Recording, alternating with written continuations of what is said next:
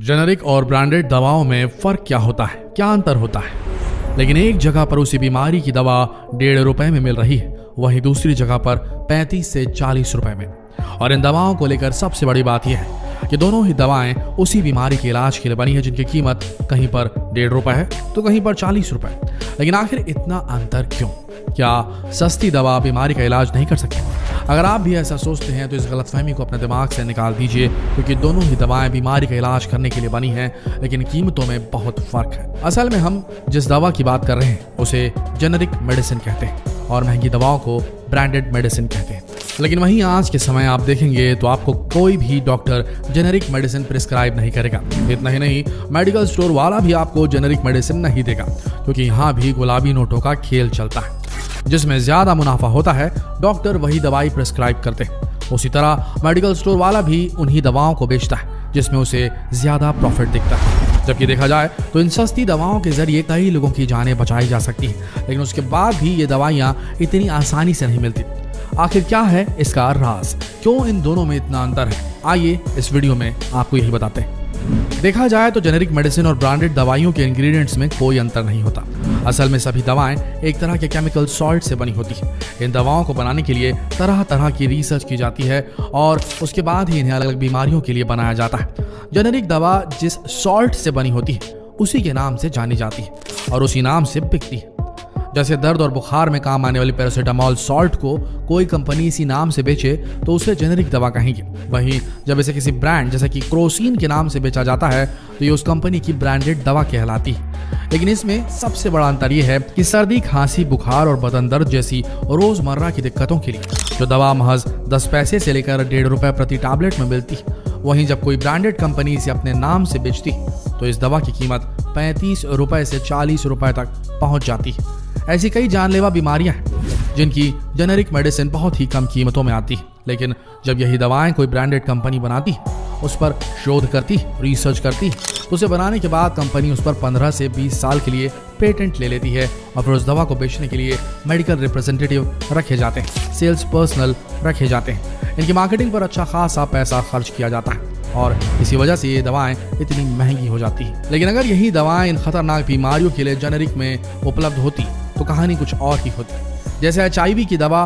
टेनोफिविर या एफाविरेज की ब्रांडेड दवा का खर्च $2,500 यानी करीब $1,75,000 रुपए आता है, जबकि जेनेरिक दवा में यही खर्च $12 यानी कि महज 840 रुपए महीने तक हो जाता है। सोचिए कितना बड़ा अंतर है। इसी तरह कैंसर के इलाज में इस्तेमाल होने वाली दवाओं की बात करें तो नोवार्टिस की कैंसर की दवा ग्लिवियो इमेटिनिब मिसालेट का एक महीने का खर्च $2,158 यानी कि करीब $1.5 लाख रुपए से ऊपर पड़ता है, जबकि जेनेरिक रूप में इसी दवा का खर्च $174 प्रति माह यानी कि महज $12,180 रुपए पड़ता है। सोच कर देखिए इन दोनों दवाओं के बीच इतना बड़ा कैसे अंतर। ऐसे ही बेयर की कैंसर ड्रग सोराफेनिब टोसाइलेट, जिसे वो नेक्सवार के नाम से बेचती है, उसका एक महीने का खर्च $5,030 है, जबकि जेनेरिक दवा लेने पर यही खर्च महज $122 प्रति माह रह जाता है। कुल मिलाकर देखा जाए तो जेनेरिक दवा ब्रांडेड दवाओं से कई गुना सस्ती होती है,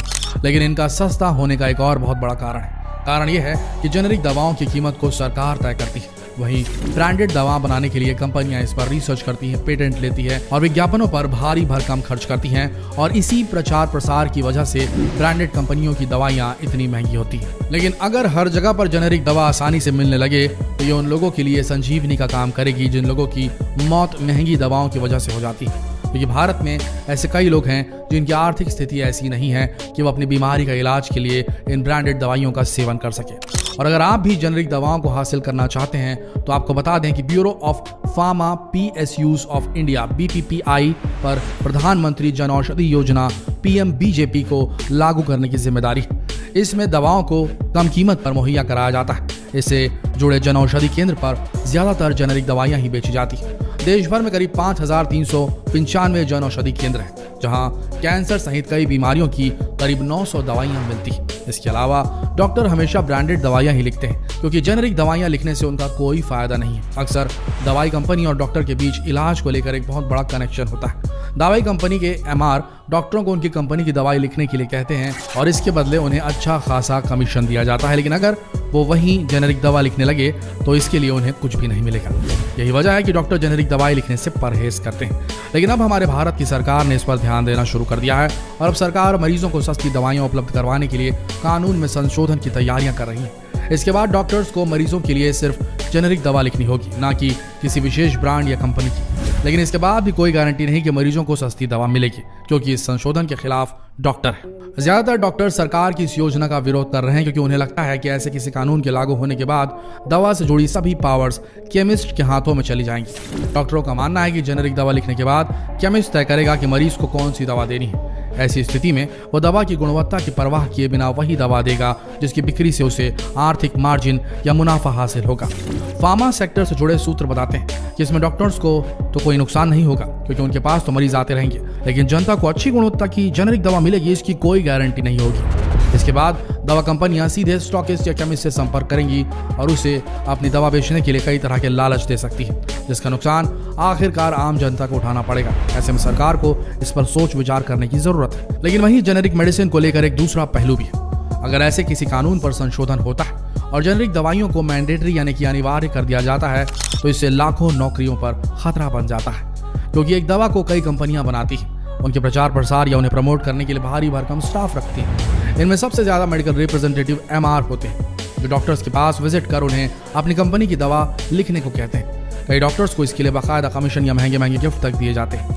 ऐसे में डॉक्टर्स जब सिर्फ जेनेरिक दवा लिखेंगे तो ये सब करने की जरूरत नहीं पड़ेगी। इसका दूसरा असर ये होगा कि ब्रांडिंग खत्म हो जाएगी, तो दवा कंपनियों को प्रचार प्रसार के लिए स्टाफ भी कम करना पड़ेगा। कई लाख मेडिकल रिप्रेजेंटेटिव्स की नौकरियां खतरे में आ जाएंगी।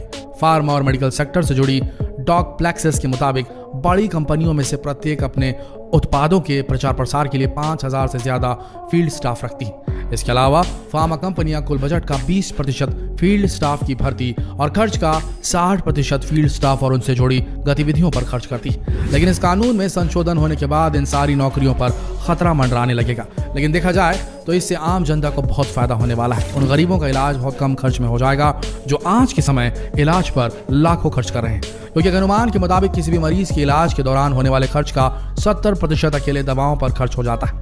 सरकार ने लोकसभा में एक सवाल के जवाब में बताया कि इलाज और दवा पर होने वाले खर्च की वजह से देश में हर साल 3 करोड़ से 8 लाख लोग गरीबी रेखा से नीचे चले जाते हैं।